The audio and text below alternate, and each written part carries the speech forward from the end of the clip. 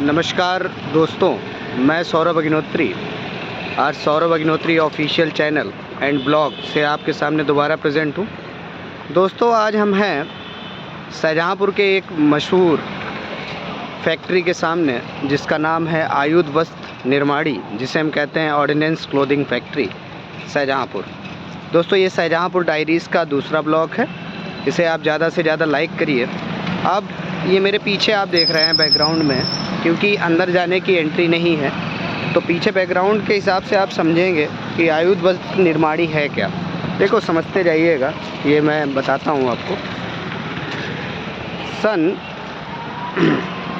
सन में जब 1879 की बात करता हूँ, 1879 की, तो 1879 में आयुध वस्त्र निर्माणी की नींव कैसे पड़ी उसका मैं बताऊंगा।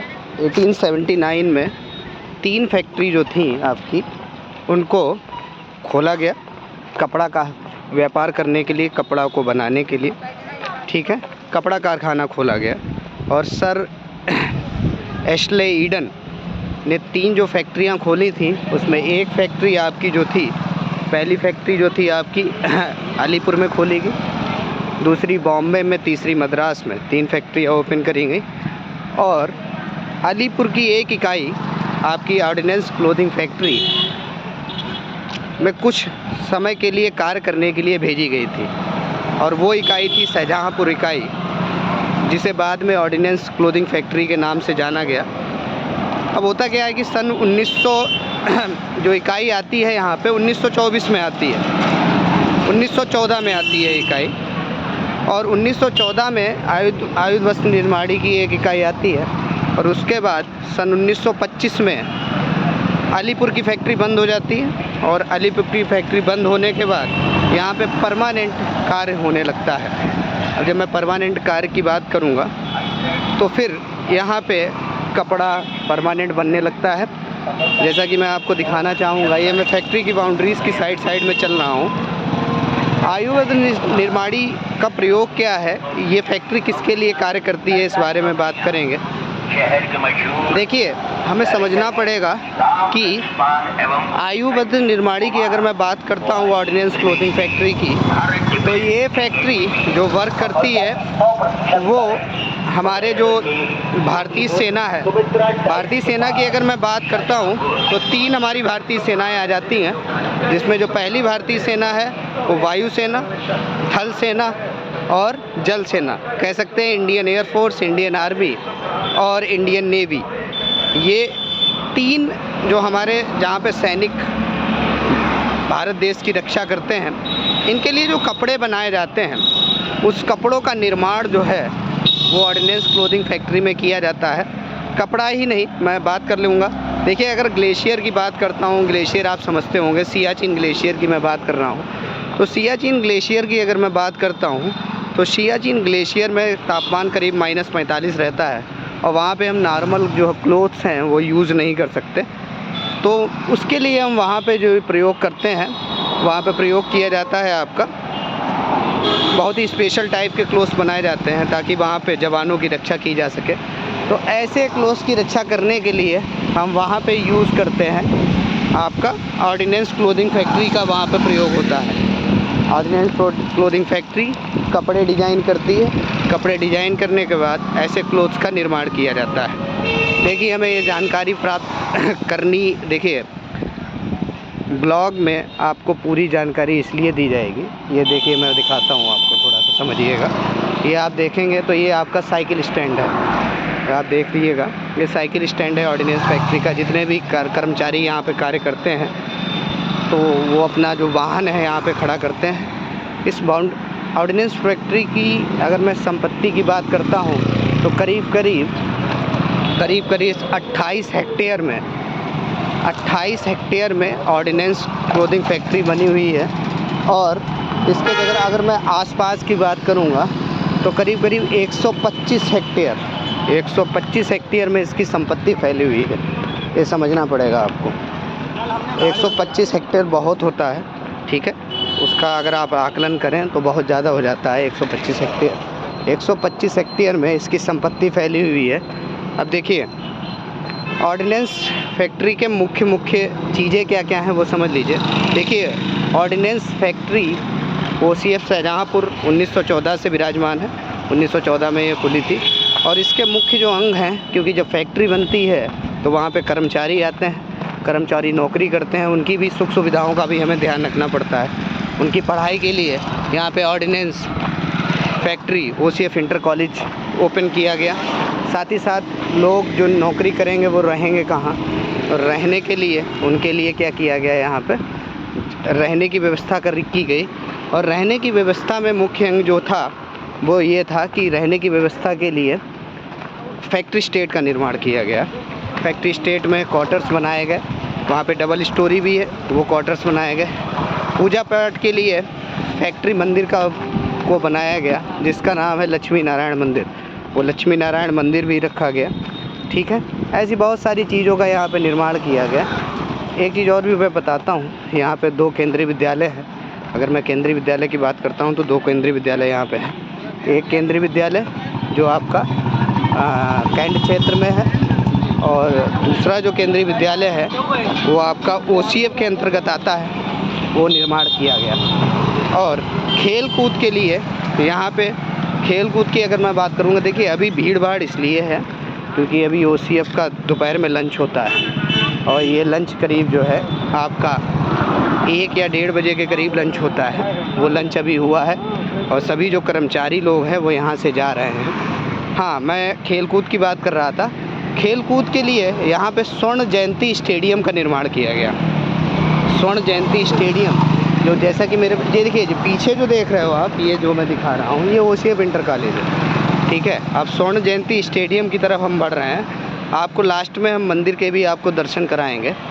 ठीक है, तो स्वर्ण जयंती स्टेडियम का निर्माण किया गया। यहाँ पे विविध तरह के जो है खेल का आयोजन किया जाता है। अच्छा, एक चीज़ और भी समझ लीजिए, अगर कोई फैक्ट्री है तो उसकी संपत्ति का भी लेखा जोखा होता है, और संपत्ति का लेखा जोखा करने के लिए यहाँ पे SBI की एक शाखा है, स्टेट बैंक ऑफ इंडिया की एक शाखा जो है वो OCF प्रेमिसेस में ही खोली गई है। तो यहाँ पे लोग अपना खाता ओपन वगैरह करवा सकते हैं। ठीक है, अब देखिए मैं अंदर चल रहा हूँ। आज शायद कोई कार्यक्रम है यहाँ पे स्वर्ण जयंती स्टेडियम में। देखिए मैं आपको दिखाते हुए चलूँगा। जो एक चीज़ और समझिएगा आप लोग कि यहाँ पे जब स्वर्ण जयंती स्टेडियम है, यहाँ पे विभिन्न तरह के खेल के आयोजन होते रहते हैं निरंतर, और ये आयोजन निरंतर चलते रहते हैं। ठीक है, ये मेरे पीछे देखिएगा, ये आपका स्टेडियम है। स्टेडियम की रास्ता जा रही है ये पीछे। ठीक है, अब मैं आपको उस फैक्ट्री के चारों तरफ दिखाता हूँ। देखिए, चलते चलते आपसे बातचीत भी करता रहूँगा। अच्छा, एक चीज़ समझिएगा, क्योंकि 1914 में इसकी स्टार्टिंग हुई, तब कर्मचारी सिर्फ 179 कर्मचारी इसमें कार्यरत थे। 175 से 179 के बीच संख्या थी जो लोग यहाँ पे नौकरी कर रहे थे। लेकिन उसके बाद ये संख्या निरंतर बढ़ती जाती है, और सन 1954 में ये संख्या करीब 13,000 के पास पहुँच जाती है। इस फैक्ट्री में 13,000 लोग जो हैं कार्यरत रहते हैं। 13,000 लोग कार्यरत रहने के बाद ये संख्या निरंतर बढ़ती चली जाती है। और एक चीज़, मेरी बात को आप समझिएगा कि 13,000 संख्या बढ़ने के बाद फिर यहाँ पे और यूनिट भी आती हैं, क्योंकि निर्माण यहाँ सिर्फ 1 या 2 चीज़ों का निर्माण नहीं होता, बहुत चीज़ें यहाँ पे बनाई जाती हैं। मैं एक एक करके आपको बताऊँ। देखिए, जितने भी फौजी भाई हैं हमारे, उनके लिए यहाँ पे कपड़े बनते हैं, कंबल का निर्माण किया जाता है। कंबल के साथ साथ यहाँ पे मच्छरदानी बनाई जाती है। मच्छरदानी के साथ साथ स्पेशल ड्रेसेस का भी बनाई जाती है। ये देखिएगा पीछे आपको दिखाता हूँ। ये आर्मी की, ये जो है OCF की कैंटीन है। यहाँ पे OCF की कैंटीन आपको दिखेगी। मैं सीधा चलता जा रहा हूँ, आपको दिखा देता हूँ। ये देखिए, फिर अगर आपको मैं दिखाऊँ, यहाँ पे स्वर्ण जयंती स्टेडियम की बाउंड्री से आपको अंदर मैदान के दर्शन करा देता हूँ। मैदान के दर्शन के बाद फिर हम आगे बढ़ेंगे।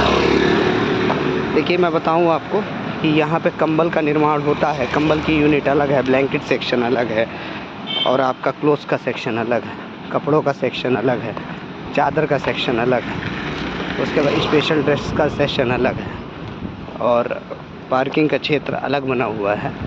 साथ ही साथ मैदान अलग बना हुआ है, रेजिडेंस अलग बना हुआ है। शाहजहाँपुर का जो कैंट एरिया के आसपास का जो पूरा क्षेत्र है वो ऑर्डिनेंस क्लोथिंग फैक्ट्री ने कवर कर रखा है। अच्छा, यूनिट्स बहुत सी हैं और करीब करीब मैं कह सकता हूँ कि 13,000 तो उस समय था 1954 तक।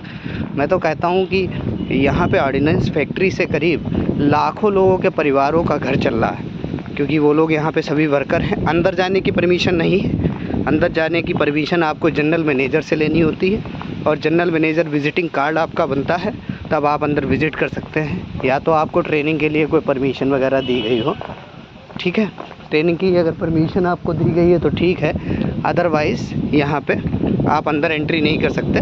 रक्षा मंत्रालय का उद्गम है, ठीक है, और रक्षा मंत्रालय के स्टेज में बहुत ज़्यादा सुरक्षा होती है। मैं आपकी इसकी बाउंड्रियों को आप सब दिखा दे रहा हूँ। ये अभी तो मैं SBI की शाखा में चल रहा हूँ।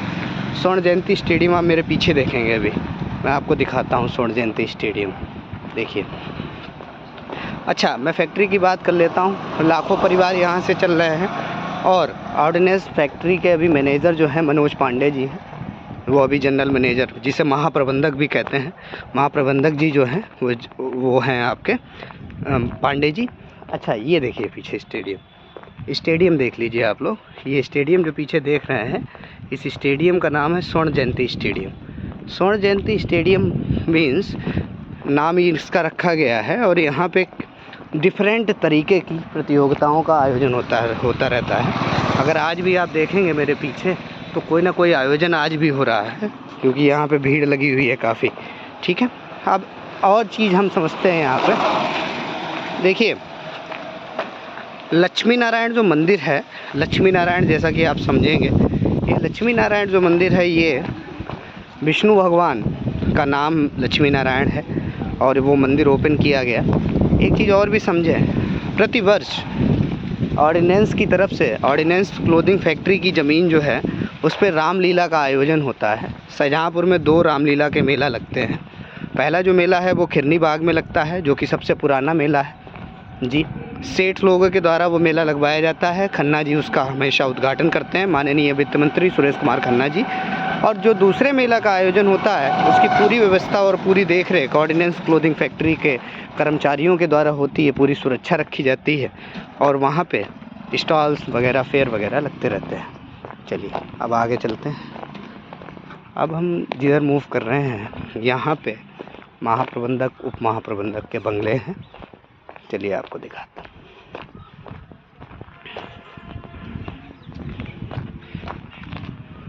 देखिए, अब हम जिस मार्ग की ओर चल रहे हैं, इस मार्ग का नाम है नेहरू मार्ग, ठीक है, और नेहरू रोड है ये।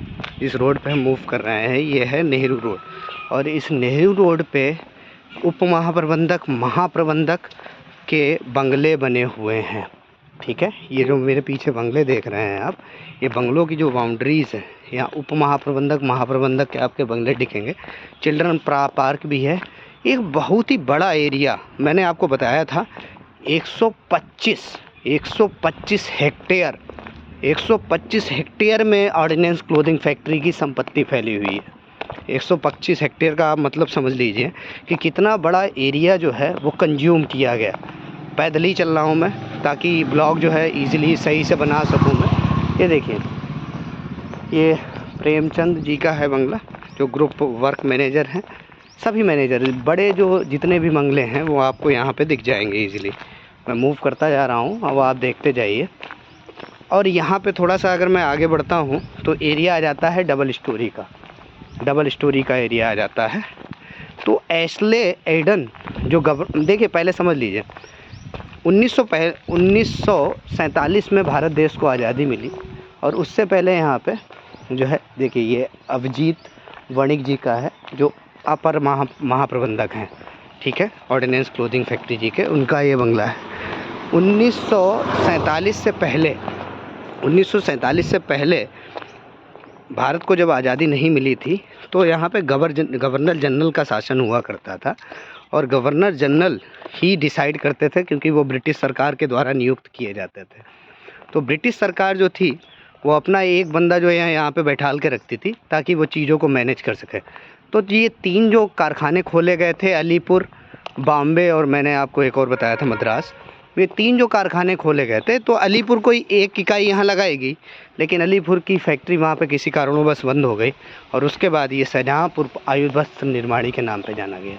ये देख लीजिए, ये SC सिंह का बंगला है, ये वर्क मैनेजर हैं यहाँ पे, ठीक है।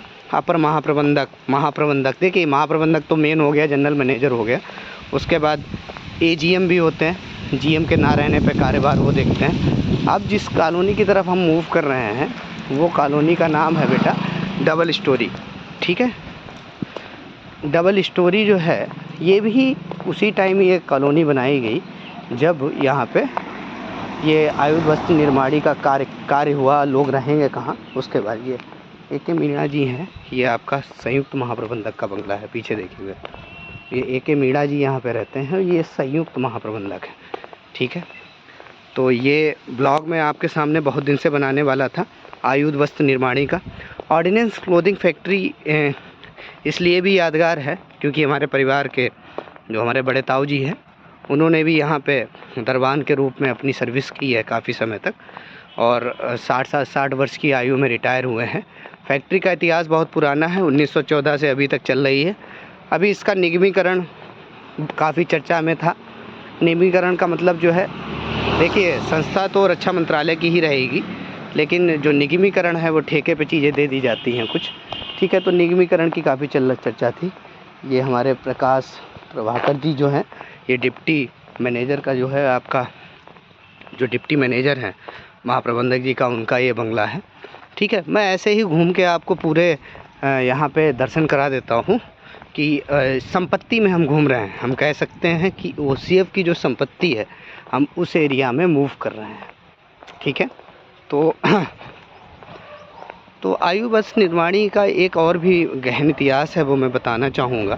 क्योंकि देखिए, हम ये नहीं कह सकते कि अंग्रेज़ों ने हमें ग़ुलाम बना के रखा। ग़ुलाम तो हम रहे हैं, बहुत ही संघर्ष किया है स्वतंत्रता सेनानियों ने, लेकिन उन्होंने डेवलपमेंट के भी काफ़ी कार्य किए हैं और कोशिश ये की है कि अपना रूप उसे दे सकें। लेकिन भारतीय स्वतंत्रता सेनानियों को मैं सलाम करता हूँ जिन्होंने ऐसा नहीं होने दिया और भारत देश को आज़ाद कराया अंग्रेज़ों के ग़ुलाम से। तो मैं बताता हूँ आगे भी आपको कि ये देखिए, ये संपत्ति है पूरी जो मैं आपको दिखाते हुए चल रहा हूँ, ठीक है। अब मैं आपको बताना चाहूँगा, ये शाहजहाँपुर डायरीज़ का दूसरा ब्लॉग रहेगा और ये दूसरा ब्लॉग आप ज़रूर वॉच करिए, ज़्यादा से ज़्यादा वॉच करिए। जब आप ज़्यादा से ज़्यादा वॉच करेंगे तो आपको आयुध वस्त्र निर्माणी के बारे में पूरी जानकारी प्राप्त होगी। और अगला ब्लॉग जो है शाहजहाँपुर डायरीज़ का, मैं हनुमत धाम के ऊपर लेके आऊँगा। हनुमत धाम जो कि सनातन आस्था का प्रतीक है और शाहजहाँपुर की शान है। जब भी आप शाहजहाँपुर में एंट्री लेंगे तो एक बहुत ही बड़ा स्टैचू, करीब 102 फुट का स्टैचू आपको दिखेगा लॉर्ड हनुमान का, जो हमारे आराध्य हैं, प्रभु श्री राम के भक्त, अनन्य भक्त हम कह सकते हैं। और वो अनन्य भक्त हैं हमारे श्री हनुमान जी। तो उन पे एक ब्लॉग मैं बनाऊंगा। हनुमत धाम एक तीर्थ स्थल है और काफ़ी पर्यटन में काफ़ी फेमस हुआ है हनुमत धाम, तो उसके ऊपर एक ब्लॉग आएगा। तो ज़्यादा से ज़्यादा आप वीडियोज़ को वॉच करते रहिए और देखते रहिए Saurabh Agnihotri official channel and blogs, ठीक है। Thank you so much for watching.